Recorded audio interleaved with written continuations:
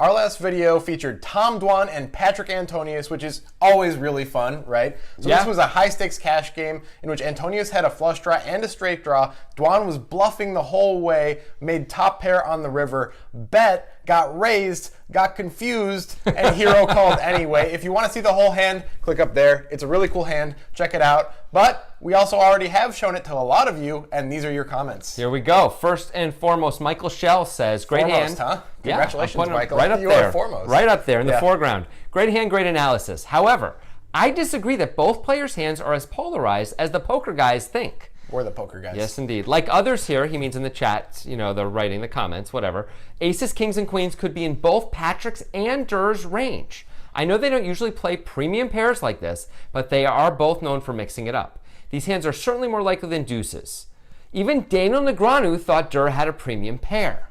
Well, first of all, we don't think Daniel Negreanu was really paying attention to the hand until he started getting asked about it by Leanne Tweeden. So we don't know if we can put much credence in that. Let's start by addressing Patrick here, okay? First of all, yes, he's not always going to 3-bet those hands, but it's pretty frequent that he's going to. That's not the main point, though. No. The main point is Patrick is probably 0% raising those hands by the river. That's a really, really tough spot to get value. I guess in this exact spot he would, but he never expects Dwan to have ace-jack there. He thinks Dwan has a deuce or better usually when he has the good side of his range. So it seems kind of crazy to raise on the river if you're Patrick with aces or something like that. Absolutely. Agreed. And then there's Tom's range. Yeah, Dwan almost never has a big pair here either because of his pre-flop play. So if you recall, Ivy raised under the gun, Patrick called in the cutoff, and Dwan called in the small blind. So if he just calls like he did, he's letting the big blind in, getting an outrageous price. They're almost always going to see the flop four-handed.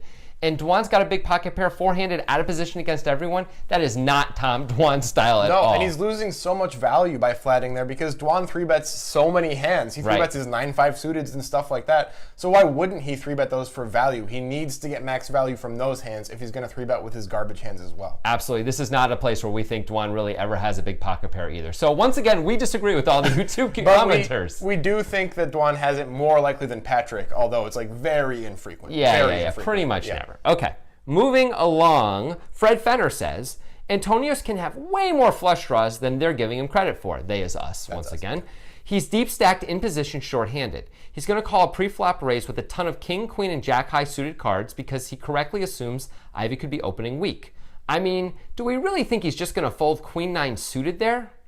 Now, we don't really know if you're talking about the turn or the river. But we're going to address them both just in case. As far as the turn is concerned, maybe we didn't give Patrick quite enough flush draws on the turn. I don't think he has anything like Queen 4 suited where he doesn't have an over to the 7 on the turn. Anything with one of the cards below the 7, basically, I don't think he's going to be calling there. But 2 overs and a flush draw, sure, he's probably calling with most of those. Then there's the river, though. Yeah, the river's a different story entirely because if Patrick raised all of his missed flush draws on the river, Dwan would have a super quick and easy call. And it isn't like Dwan and Patrick don't play with each other. They play with each other all the time. They've got so much history that Dwan would know that Patrick was capable of that, and Dwan would just snap call. He'd be betting, almost hoping to induce the missed draw to raise him, which is clearly not what Dwan was doing when he makes those contortions and those faces and the, like, I've got a really bad ice cream headache look, you know? It's a pretty interesting look that Dwan gives, and it's not that you always have a flush draw here, Patrick. Yeah. Look, that's for sure. Ultimately, Patrick, I think, is raising the worst of his flush draws, but he can't raise all of them on the river because otherwise he's just going to be unbalanced. Right. All right, finally, we have someone whose name I'm not even going to try to pronounce. It's like Cthulhu. Let's have some Cthulhu. fun.